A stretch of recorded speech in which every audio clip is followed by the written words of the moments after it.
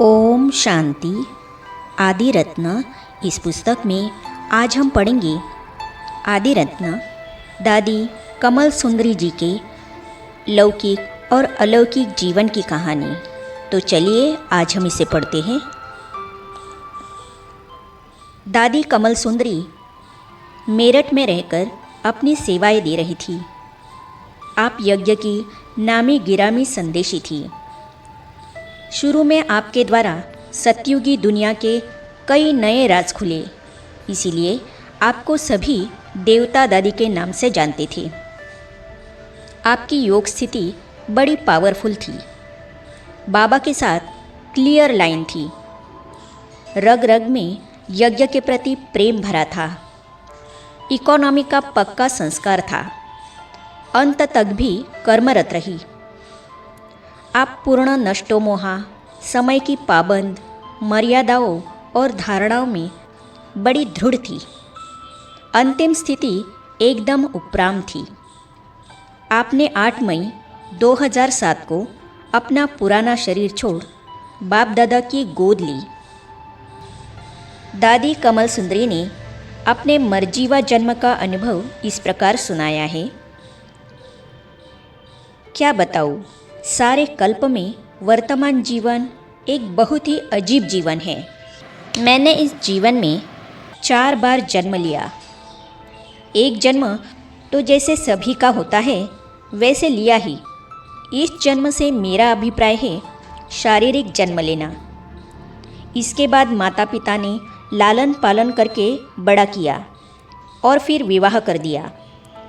इसे मैं अपना दूसरा जन्म मानती हूँ, क्योंकि कन्या के लिए विवाह एक घर से मरकर दूसरे घर में जन्म लेने के समान होता है। विवाह होने पर उसे एक प्रकार से माता पिता से और मायके वालों से दैहिक नाते तोड़कर पति से तथा ससुराल वालों से नया नाता जोड़ना होता है। कन्या के समय का अलबेला, निश्चिंत, स्वतंत्र और पवित्र जीवन समाप्त होकर अब उसका पराधीन, परतंत्र और चिंताओं से भरा जिम्मेवारी का जीवन प्रारंभ होता है, जिसमें उसे कदम कदम पर दूसरों की बातें सुननी पड़ती है और सहन तथा त्याग करना पड़ता है। ये 2 जन्म तो प्रायः हर एक नारी को इस कलयुगी विकारी संसार में लेने ही पड़ते हैं, परंतु मैंने 2 जन्म इसके अलावा भी लिए। आप सोचते होंगे कि वे 2 जन्म कौन से थे। 2 और जन्म। जब मैंने ईश्वरीय ज्ञान प्राप्त किया तब वह मेरा एक नया जन्म था।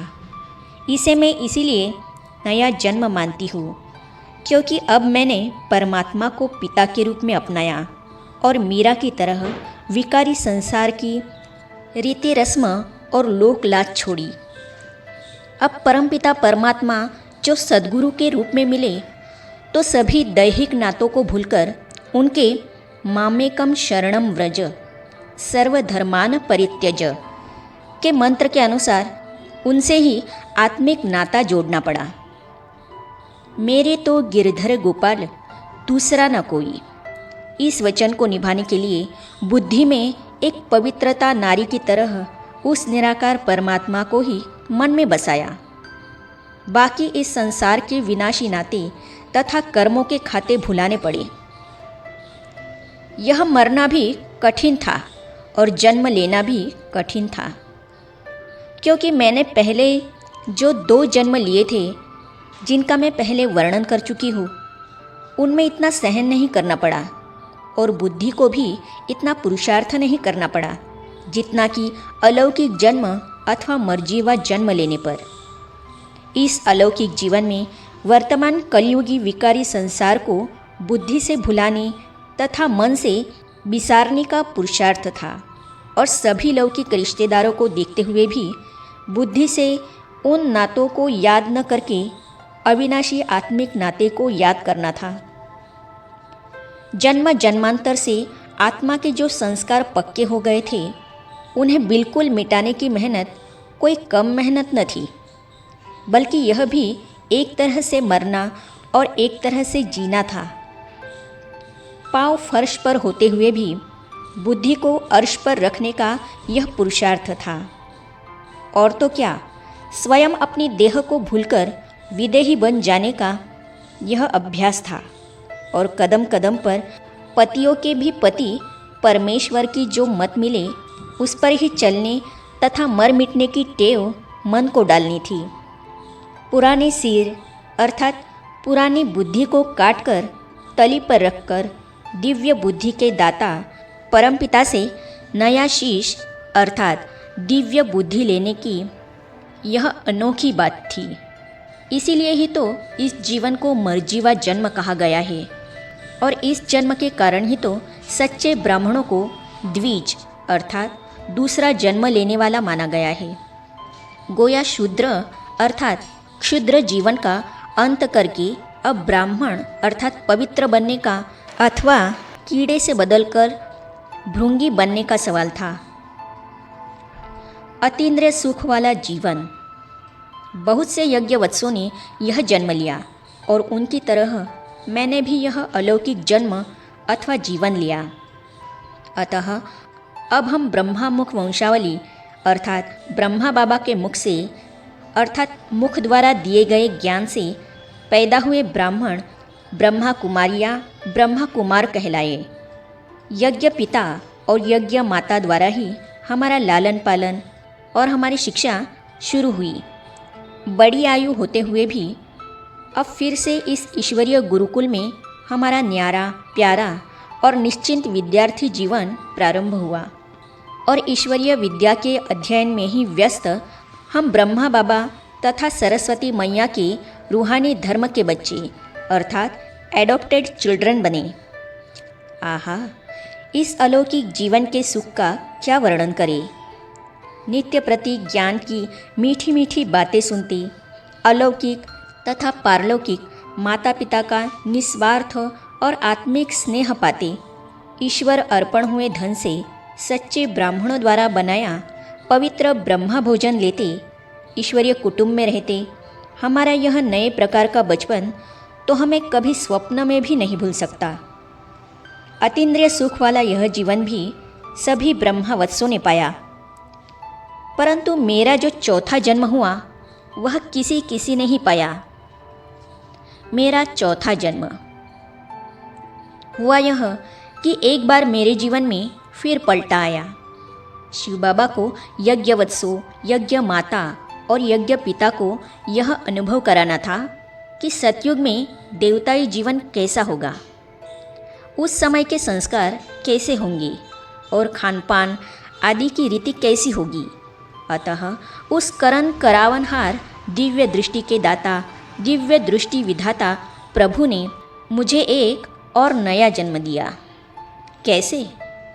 अनायास ही एक दिन शिव बाबा ने विशेष प्रोग्राम दिया। उसके अनुसार मैं अलग ही एक कमरे में कई दिन तक रही। मुझे भोजन करने के लिए मना थी, थोड़ा फल और दूध लेती थी और न किसी की बात सुनती थी, न किसी से करती थी और न किसी अज्ञानी व्यक्ति को देखती थी। निरंतर योगाभ्यास की आज्ञा मुझे मिली हुई थी। एक सूर्यमुखी फूल की तरह मेरी दिनचर्या थी। शिव बाबा की याद ही मेरा एकमात्र काम था। बस इस प्रोग्राम के परिणाम स्वरूप मेरे इस जीवन के सभी संस्कार तिरोभावित अर्थात मर्ज हो गए। इस संसार की सभी स्मृतियाँ गुम हो गई, सभी दैहिक नाते भूल गए और दृष्टि वृत्ति सब पलट गई। मैं जीती जागती तो थी, परंतु मुझे अपने देह का नाम, आयु व परिचय कुछ भी याद न रहा। मेरे जो लौकिक संबंधी थे उनकी भी मुझे पहचान तथा स्मृति न रही। यहाँ यज्ञ में आने के बाद जो मेरे दिव्य संबंधी अर्थात यज्ञ निवासी भाई बहनें थे उनके भी नाम आदि मुझे सब भूल गए। सतोप्रधान संस्कारों का प्रादुर्भाव। मैंने अपने आप को भविष्य की सतयुगी सृष्टि की एक दैवी राजकुल की बहुत छोटी सी कन्या के रूप में अनुभव किया। वहाँ की ही भाषा तथा बोलचाल मेरे मुख से धीमे धीमे स्वर से निकलती थी। वहाँ के देवी देवताओं जैसे ही सतोप्रधान संस्कारों का मेरे मन में प्रादुर्भाव हुआ। मैं काम, क्रोध, लोभ आदि का अर्थ, व्यवहार या विचार जानती तक न थी। इस कलयुगी संसार की भाषा, चेष्टा, हाव भाव, रीति रस्म आदि को समझती तक न थी। सतयुगी सृष्टि का स्पष्ट ज्ञान। मेरे नेत्र वही थे, परंतु देखने वाला मन बदल गया था। मैं दिव्य दृष्टि से सभी को देखती थी। त्रिकालदर्शी परमपिता परमात्मा ने अपनी शक्ति से मुझे कुछ समय के लिए ऐसा कर दिया था कि जो भी यज्ञवत्स मेरे सामने आते, मेरे मन में उनकी वह सूरत, सीरत, उनका वह नाम, धाम, वह संबंध और कर्तव्य स्पष्ट रूप से अंकित हो जाता, जो कि भविष्य में सत्ययुगी सृष्टि में उन्हें मिलना था। मुझसे यज्ञवत्स कई बातें पूछते थे कि आप कौन हो, तो मैं अपने आप को भविष्य की सतयुगी सृष्टि में एक शहजादी अर्थात राजकुमारी महसूस करने के कारण अपना वही देवताई नाम, धाम, आयु आदि बताती। और जब वे पूछते कि फला जो यज्ञवत्स है वह कौन है, तो उसे भी मैं सतयुगी राजकुमार या राजकुमारी या दास या दासी या सखी आदि जिस रूप में देखती उसी का वर्णन करती। कौन से राजा का राज्य है, कौन मेरे माता पिता है, उनका भी पता मैं देती थी। ऐसा मेरा पाठ लगभग 1-1.5 मास चला। दैवी शहजादी। मैं सतयुगी दैवी राजकुमारियों की तरह बहुत ही थोड़ा खाती थी। दिन भर में 1-2 बार दूध के 2-4 चम्मच ही लेती थी। इतना बड़ा शरीर था, सभी सोचते थे कि यह इतने दिन तक इस प्रकार अल्प भोजन पर कैसे चलेगी, परंतु मुझे कुछ भी कमज़ोरी अनुभव नहीं होती थी। एक छोटी सी दैवी शहजादी की तरह ही मेरी चाल ढाल, मेरा खान पान और मेरा सारा व्यवहार था। 1.5 मास मानो गुम थी। उन्हीं दिनों मेरे लौकिक रिश्तेदार भी यज्ञ में मुझसे मिलने आए थे, परंतु मैंने किसी को भी नहीं पहचाना था। जब मेरा यह पाठ समाप्त हुआ, तब भी बहुत दिनों तक मुझे अपने दैहिक नाम, देह के संबंधियों का परिचय तथा यज्ञवत्सों के भी नाम आदि याद न थे। कई दिन तक जब मुझे यज्ञवत्सों का तथा मेरे मर्जीवा जीवन का परिचय याद दिलाया जाता रहा, तब मेरा पहले वाला अर्थात यज्ञ का जीवन मुझे याद हो आया और दिव्य दृष्टि पर आधारित देवताई जीवन का पाठ हल्का हुआ। तब मुझे यज्ञवत्सों ने बताया कि 1.5 मास मेरा जीवन बिल्कुल ही बदला हुआ था और एक दैवी शहजादी की तरह था। मुझे तो अब उस 1.5 मास के जीवन का बिल्कुल पता तक न था। बस मैं यही जानती थी कि इस 1.5 मास के समय में मैं कहीं गुम थी, पता नहीं कहाँ थी।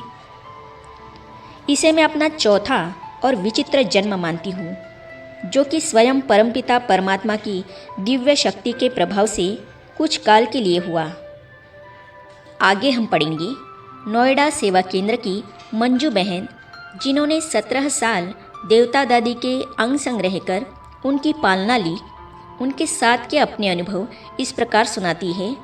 तो इन अनुभवों को हम पढ़ेंगे अगली कड़ी में।